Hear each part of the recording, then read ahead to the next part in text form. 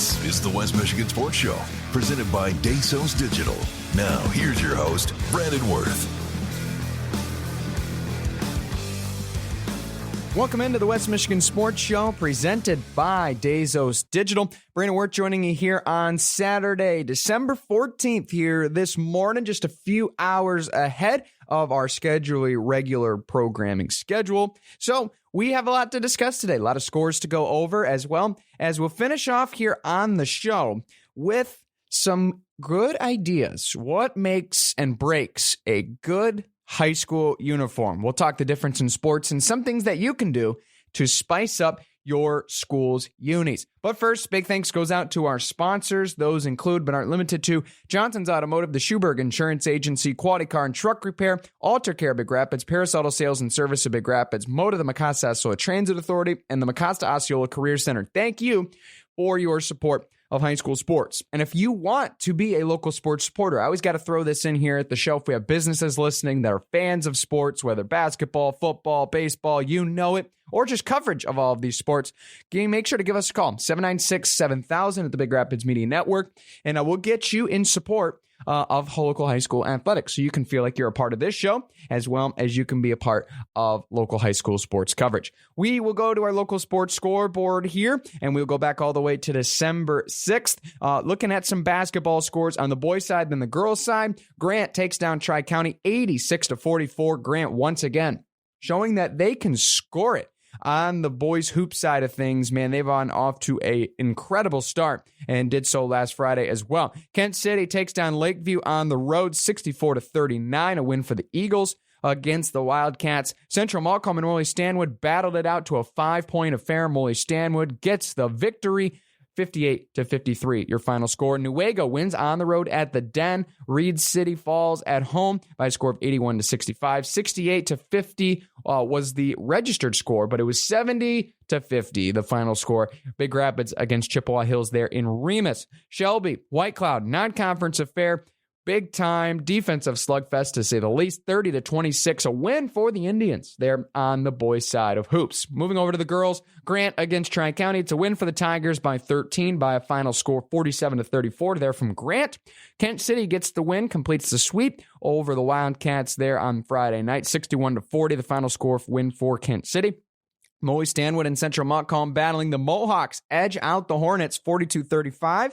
In that one there from Morley, as well as Newaygo, 35-27 victors in that final score against Reed City. And finally, Big Rapids gets the win, holding Chip Hills under 20, 38-19, your final score there. Now we move ahead to the new scores of the week. We'll start on December 9th as well with some boys and girls basketball action. On the boys' side first, Hesperia and Tri-County duked it out. It's a win for the Vikings against the Panthers there at Hesperia, 47-44, your final score there. Central Montcalm falls to Lake Odessa Lakewood, 54-39. Central Montcalm falls there in non-conference action, and Spring Lake just edges out Big Rapids in the final seconds, 34-32. to win that one on the road at Big Rapids. Bowling as well, taking place there at Muskegon Oak Ridge for Kent City.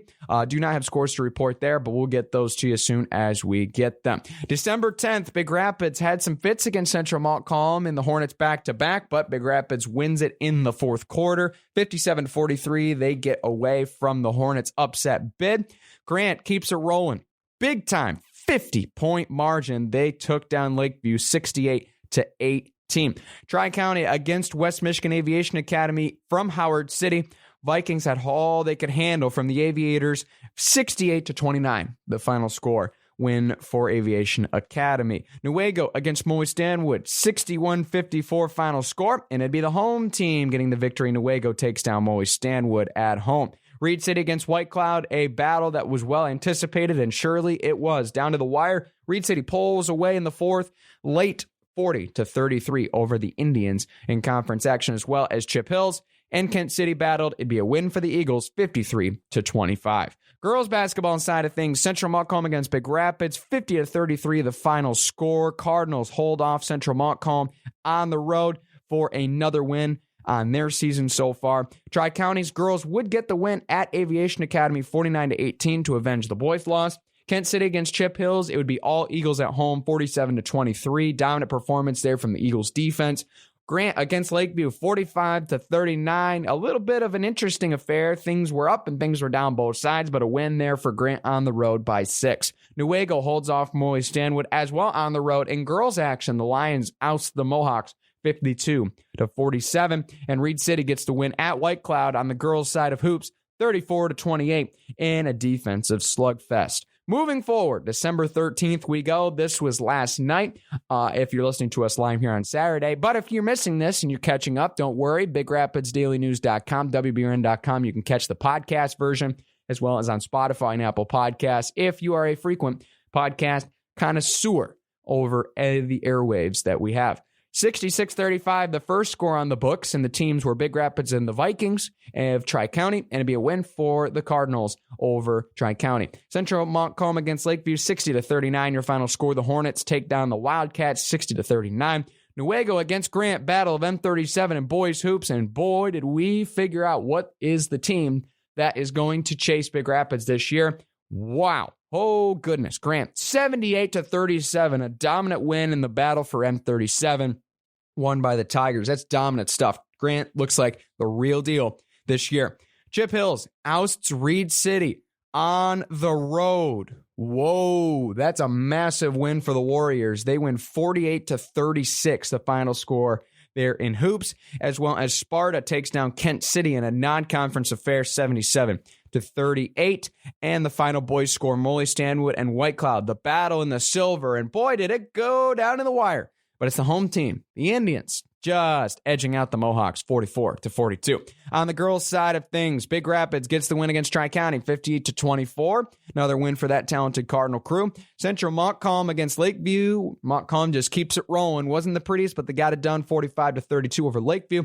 Newaygo against Grant. It would be the Lions taking down the Tigers, 42-20, the final score there. Reed City, whoa. How about a revenge game that was beforehand for Chip Hills beating them on the boys' side, because the girls' side definitely did some damage, 60-17.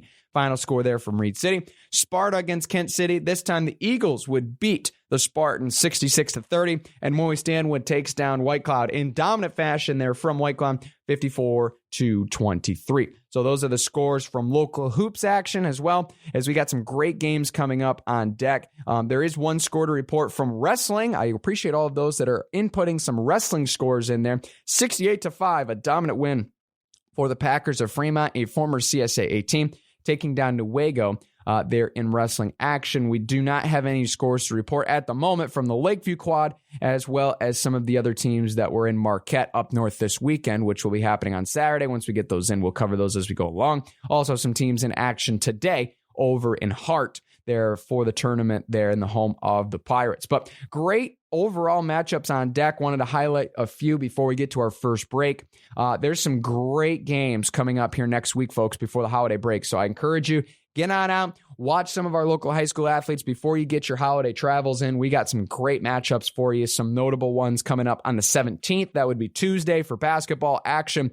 Big Rapids hosting Cedar Springs. We'll have the call on that one on WBRN, 96.5, 1460, as well as online and via the app.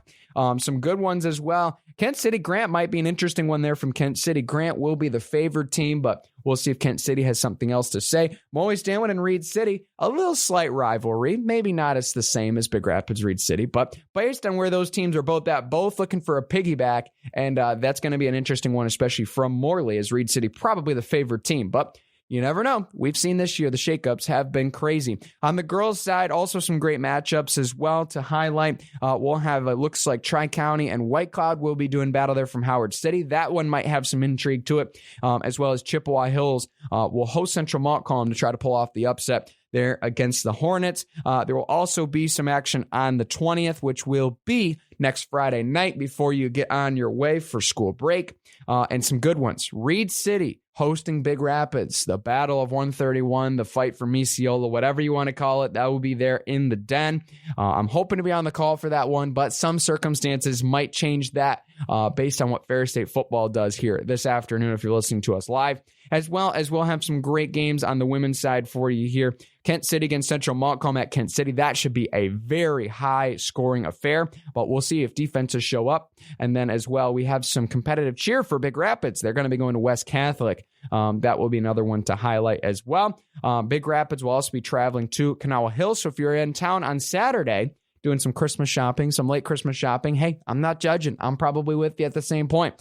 You can go on over to Kanawha Hills as the Cardinals will go over there to face the Knights. So those are some scores and games to be on the lookout for, as well as some that have already been completed. We're going to take our first break. We'll be back after this with what makes a good high school uniform, what's too much and what's not too little. I'll give you my thoughts right after this here on News Radio WBRN. Dazos Digital is a proud sponsor of the West Michigan Sports Show. They specialize in elements to help take your business to the next level with everything digital. Dazos Digital is different from traditional media companies and digital advertising agencies because of our attention to detail for our clients. We pride ourselves on the creative we build for our clients and the positioning we offer them within their target market. You can find out more information at dazosdigital.com or by contacting the Big Rapids Media Network. Welcome back to the West Michigan Sports Show, presented by Dazos Digital. Final segment here, but first, big thanks goes out to Dazos Digital. They have great services that you can take advantage of to take your business to the next level. Programmatic display, premium streaming, digital video, that's OTT and CTV, digital out-of-home, graphic design, video production, and more. They can help you with all of those tools. Visit DazosDigital.com to get in contact with the network. You can see some of their results and what they've done already, kind of a portfolio, and see a lot of those great things. So be sure to take a look at it. If you need it, want to take your business to the next level in digital presence, visit them. Great sponsor of the show. All right, let's get into uniform talk. And this is basically going to be some do's and don'ts in the section. And I'm going to be a disclaimer up front, right? My opinion, it's a little subjective. I'm going to make this as objective as possible in the sense of what looks good as a former athlete, as well as what works well in an operational standpoint. You're probably thinking, what does that have to do with anything? Well, I'll tell you one thing. Uniforms that are hard to see from a fan's perspective, and especially from those that work during the games and have to call out stats, call out numbers, and they can't see, that makes life miserable. And I'll kind of get into that here as we go along. So, and first off, I'm not necessarily going through and I'm going to say this uniform from this local team's bad, this one's good. I'm not doing that. I'm looking at some uniforms that I found because, of course, I got just looking at a lot of the uniforms that I saw at some national tournaments that I've been at recently. And I was like, you know what? We should kind of go through that. What makes a good uniform? And so I'm looking at a lot of that overall, some of my insight, some of the overall examples that I'm seeing. Of course, what do you do when you have that idea, right? You go to google.com and you say, best high school uniform. So I found some. Right now I'm looking at them and I'm getting some ideas on what looks good, what a lot of people have told me, and what feedback I've heard that they like, as well as what are some things that might be, a little too over the top or maybe even a little too plain Jane, if you will. So we'll get into those here over the next 10 minutes or so and give you an idea. Maybe if you're creating a uniform, right, for 3-on-3 tournament, maybe something like that, give you some ideas on what to work with, and some things maybe that you might think is cool, but might not be as cool as you might think, or maybe just not going to work based on what your uniform is going to. So we're going to go through some different sports here. We'll kind of start with football, obviously. Football is one that's very standard, right? You have pretty much limited options, to spice things up a little bit compared to some other sports. But I really do like the schools that use complementary colors in just enough where it's not overkill, right? I love the schools that use some of the complementary colors, right? So what does that mean? If you have a black uniform, you're looking at the side of the shoulder pads, right? You might have a stripe along the side that might be, for a black uniform, might be yellow or red or green, a color that is bright enough that you can see that it's different, but it's not too much, right? I've seen some schools, not from around here, of course, let me be a disclaimer, finding them on the internet, that football uses with speed stripes down the side, very similar to basketball. That seems like too much, doesn't it? That just seems like it's just conflicting, right? It's like you're trying to do two hard punching elements, right, with a stripe on the shoulder pad and a stripe underneath. That we can save that for some other, like baseball, basketball. Yeah, you can pull it off. Football doesn't really feel the same, right? And so a lot of the schools do a good job of complementing their colors really in just enough where it's not overkill. They're trying to, you want the jersey to be one color. right? You don't want to have to question, is this color or that color? I can't tell. You don't want so much conflict in colors that you're being serious here. There's been some schools in football that have showed almost like two-tone jerseys. That is too hard for officials, and that is very much too hard for people upstairs to try to figure out, right? And especially if you're playing a team that is similar colors. So using those kind of side stripe piping along the shoulder pads, I'm a big fan of that. The Lions kind of rebranded to that with the Mustang stripes. Those look clean. Those look good. I like when you see those, and then you just see simple numbers, bright numbers as well, whether it's not necessarily using a tertiary color in your scheme. Like if you have black and white as your colors or black and red, like you need a different color. Don't make it gray with black, don't make it white with silver. Like don't do that.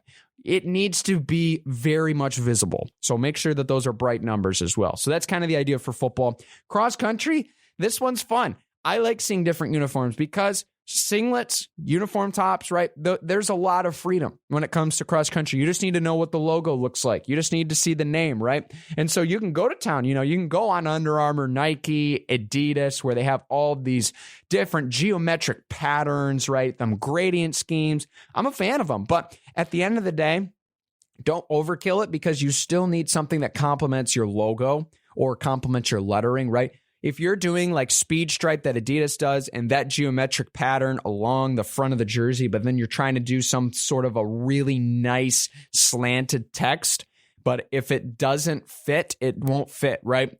Like you have to pair, like if you're having a geometric pattern that, is like polygons or lightning bolts, for example, like you need big block letters to complement it, right? You need a logo straight on front that is very simple. And so it's hard to do geometric with text overall. So many people, I would recommend if you're doing some of those like unique designs on the front, make sure that you have the logo on the chest much probably rather than the letters.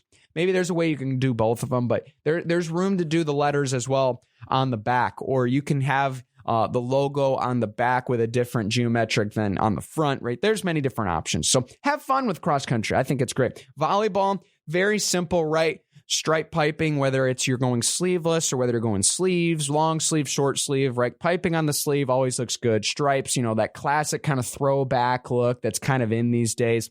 Overall looks good.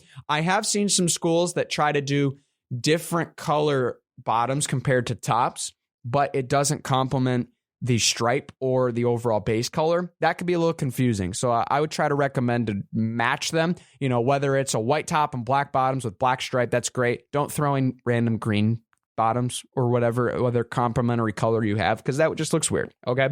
Simple piping, I think, is great. And a lot of people have given me feedback watching some teams that it looks good. I have seen some teams as well do overall their name of their school or their mascot on the lower sleeve for long sleeves. I think that looks great, right? Ferris State does that just across the road. They do a good job with that. I've seen some other schools take that. And it's kind of cool, right? If when you're playing and using your forearms, you can see who you're playing for every single time. Little motivator as well. When it comes to overall soccer, I think is a very simple game. It's really hard. Simple game in terms of uniform. It's really hard to really customize, right? A soccer jersey, because it's very simple, right? You want bright colors. You can have like the Adidas, the tri-stripe. That was just in every day. I used to wear the tri-stripe when Reed City was an Adidas school. And I guess I should say still an Adidas school in some sense. But you have a lot of those schools still rocking the tri-stripe on the shoulders, which looks good. And then obviously the matching shorts, I think it looks good. Not complimenting just Adidas, but very simple as well, I would say.